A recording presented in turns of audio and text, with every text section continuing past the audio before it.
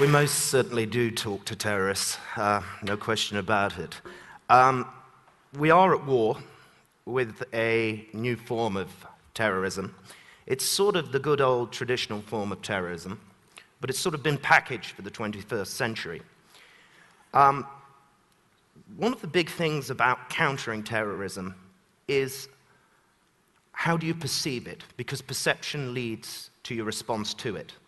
So if you have a traditional perception of terrorism, it would be that it's one of criminality, one of war. So how are you going to respond to it? Naturally, it will follow that you meet kind with kind. You fight it. If you have a more modernist approach and your perception of terrorism is almost cause and effect, then naturally from that, the responses that come out of it are much more asymmetrical. We live in a modern global world. Terrorists have actually adapted to it. It's something we have to too. And that means the people who are working on counter-terrorism responses have to start, in effect, putting on their Google-tinted glasses or whatever. For my part, what I wanted us to do was just to look at terrorism as though it was a global brand, say Coca-Cola. Both are fairly bad for your health. If you look at it as a brand in those ways, what you'll come to realize is it's a pretty flawed product. As we've said, it's pretty bad for your health. It's bad for those who it affects, and it's not actually good if you're a suicide bomber either. It doesn't actually do what it says on the tin. You're not really going to get 72 virgins in heaven. It's not going to happen, I don't think.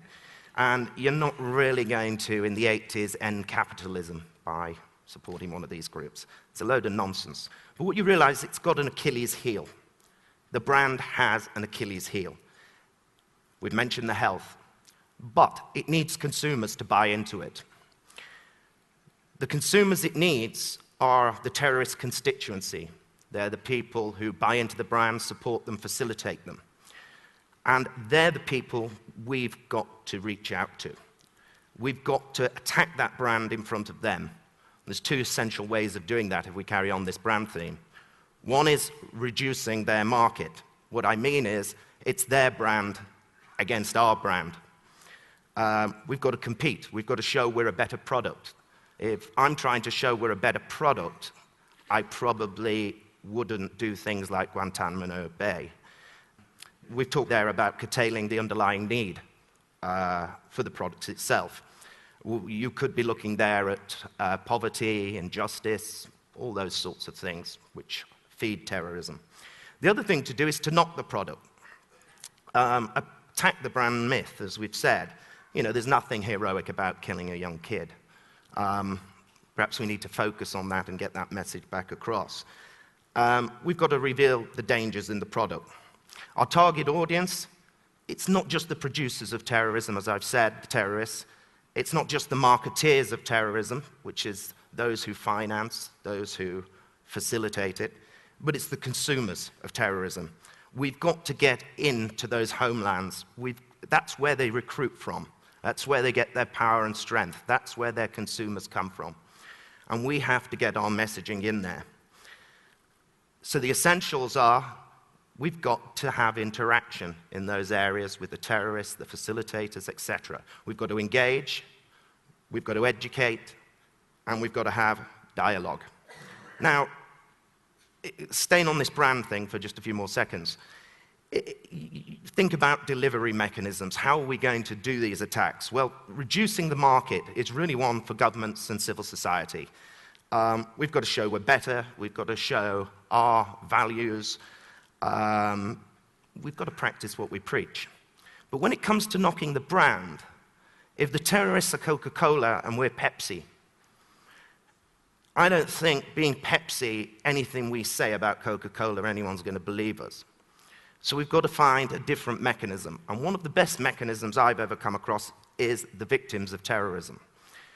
They are somebody who can actually stand there and say, this product's crap. I had it and I was sick for days. It burnt my hand, whatever. You believe them. You can see their scars. You trust them. But whether it's victims, whether it's governments, NGOs, or even the Queen yesterday in Northern Ireland, we have to interact and engage with those different layers of terrorism. And in effect, we do have to have a little dance with the devil. This is my favorite part of my speech. I wanted to blow you all up to try and make a point, but TED, for health and safety reasons, have told me I've got to do a countdown. So I feel like a bit of an Irish or sort of Jewish terrorist, sort of a health and safety terrorist, and I've got to count 3, 2, 1, and it's a bit alarming. I was thinking of what my motto would be, and it would be body parts, not heart attacks. So 3, 2, 1. Very good. Now, lady in 15J was a suicide bomber amongst us all. We're all victims of terrorism. There's 625 of us in this room. We're going to be scarred for life. There was a father and a son sat in that seat over there. The son's dead, the father lives. The father will probably kick himself for years to come that he didn't take that seat instead of his kid. He's going to take to alcohol, and he's probably going to kill himself in 3 years. That's the stats. There's a very young, attractive lady over here, and she has something which I think is the worst form of psychological, physical injury I've ever seen out of a suicide bombing. It's human shrapnel. What it means is, when she's sat in a restaurant in years to come, 10 years to come, 15 years to come, or she's on the beach, every so often she's going to start rubbing her skin. And out of there will come a piece of that shrapnel. And that is a hard thing for the head to take. There's a lady over there as well who lost her legs in this bombing. She's going to find out that she gets a pitiful amount of money off our government for looking after what's happened to her. She had a daughter who was going to go to one of the best universities. She's going to give up university to look after mum. We're all here, and all of those who watch it, are going to be traumatized by this event. But all of you here who are victims are going to learn some hard truths. That is our society. We sympathize, but after a while, we start to ignore. We don't do enough as society. We do not look after our victims, and we do not enable them. And what I'm going to try and show is that actually victims are the best weapon we have against more terrorism. How would the government at the turn of millennium approach today? Well, we all know. What they'd have done then is an invasion. If the suicide bomber was for Wales, good luck to Wales, I'd say. Knee-jerk legislation, emergency provision legislation, which hits at the very basis of our society, as we all know. It's a mistake. We're going to drive prejudice throughout Edinburgh, throughout the UK, for Welsh people. Today's approach, governments have learnt from their mistakes. They are looking at what I started off on these more asymmetrical approaches to it, more modernist views, cause and effect. But mistakes of the past are inevitable. It's human nature. The fear and the pressure to do something on them is going to be immense. They are going to make mistakes. They're not just going to be smart. There was a famous Irish terrorist who once summed up the point very beautifully. He said, the thing is about the British government is that it's got to be lucky all the time, and we only have to be lucky once. So what we need to do is we have to affect it. We've got to start thinking about being more proactive. We need to build an arsenal of non-combative weapons in this war on terrorism. But of course, its ideas is not something that governments do very well. I want to go back just to before the bang to this idea of brand, and I was talking about Coke and Pepsi, etc. We see it as terrorism versus democracy in that brand war. They'll see it as freedom fighters and truth against injustice, imperialism, etc. We do have to see this as a deadly battlefield. It's not just their flesh and blood they want. They actually want our cultural souls. And that's why the brand analogy is a very interesting way of looking at this. If we look at Al-Qaeda, Al-Qaeda was essentially a product on a shelf in a souk somewhere, which not many people had heard of. 9/11 launched it. It was its big marketing day, and it was packaged for the 21st century. They knew what they were doing. They were effectively done something in this brand image of creating a brand which can be franchised around the world where there's poverty, ignorance, and injustice. We, as I've said, have got to hit that market. But we've got to use our heads rather than our might. If we perceive it in this way as a brand or other ways of thinking it like this, we will not resolve or counter terrorism. What I'd like to do is just briefly go through a few examples from my work on areas where we try and approach these things differently. The first one has been dubbed lawfare, for want of a better word. When we originally looked at bringing civil actions against terrorists, everyone thought we were a bit mad and mavericks and crackpots. Now it's got a title, everyone's doing it. There's a bomb, people start suing. But one of the first early cases on this was the Omar bombing. Civil action was brought from 1998. In Omar, bomb went off, real IRA, middle of a peace process. That meant that the culprits couldn't really be prosecuted for lots of reasons, mostly to do with the peace process and what was going on, the greater good. It also meant then, if you can imagine this, that the people who bombed your children and your husbands were walking around the supermarket that you lived in. Some of those victims said enough is enough. We brought a private action. And thank God, 10 years later, we actually won it. There is a slight appeal on at the moment, so I have to be a bit careful, but fairly confident. Why was it effective? It was effective not just because justice was seen to be done where there was a huge void. It was because the real IRA and other terrorist groups, their whole strength is from the fact that they are an underdog. When we put the victims as the underdog and flipped it, they didn't know what to do.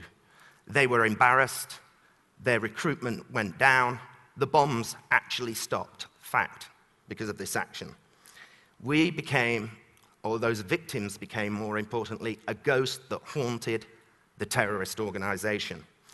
There's other examples. We have a case called Amog, which is to do with a bank that was allegedly, from our point of view, giving rewards to suicide bombers.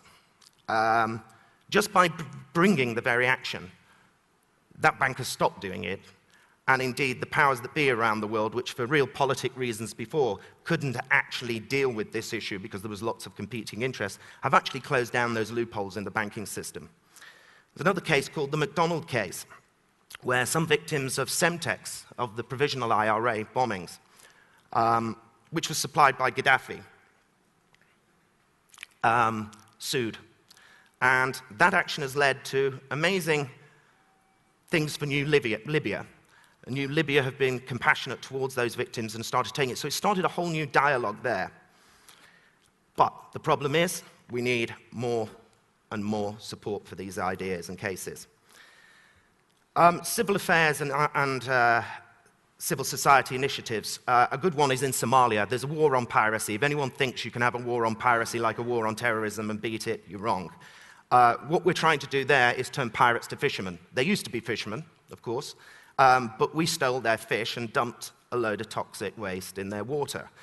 So what we're trying to do is create security and employment by bringing a coast guard along with the fisheries industry. And I can guarantee you, as that builds, Al-Shabaab and such likes will not have the poverty and injustice any longer to prey on those people. These initiatives cost less than a missile, and certainly less than any soldier's life. But more importantly, it takes the war to their homelands and not onto our shore. And we're looking at the causes. The last one I wanted to talk about was dialogue. The advantage of dialogue are obvious. Self-educates both sides, enables a better understanding, reveals the strengths and weaknesses, and yes, like some of the speakers before, the shared vulnerability does lead to trust, and it does then become, that process, part of normalization. But it's not an easy road. After the bomb, the victims are not into this. There's practical problems. It's politically risky for the protagonists and for the interlocutors. On one occasion, I was doing it. Every time I did a point that they didn't like, they actually threw stones at me. And when I did a point they liked, they started shooting in the air. Equally, not great.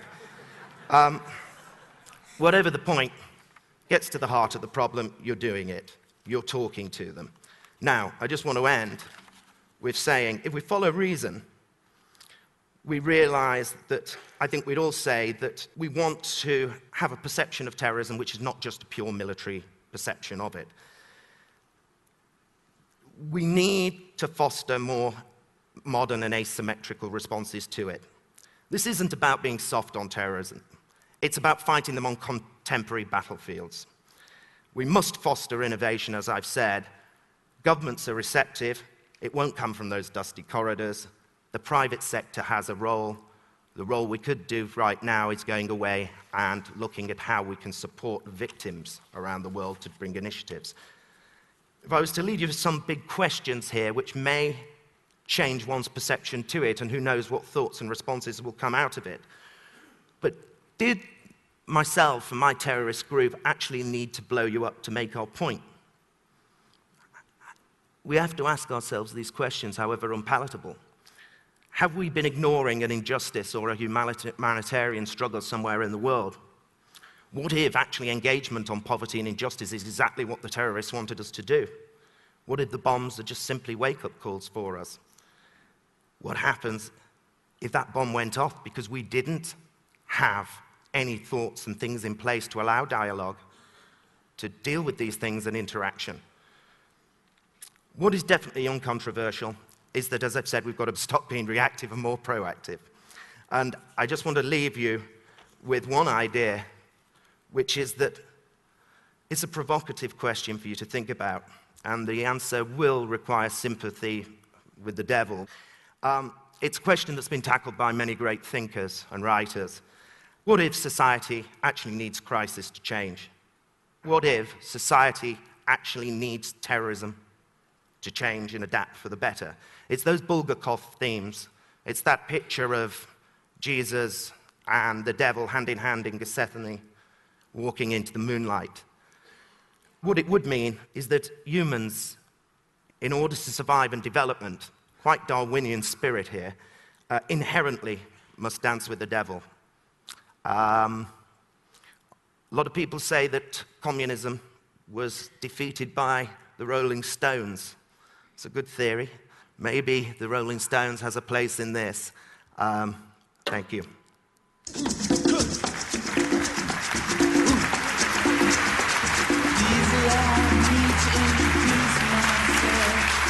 Thank you.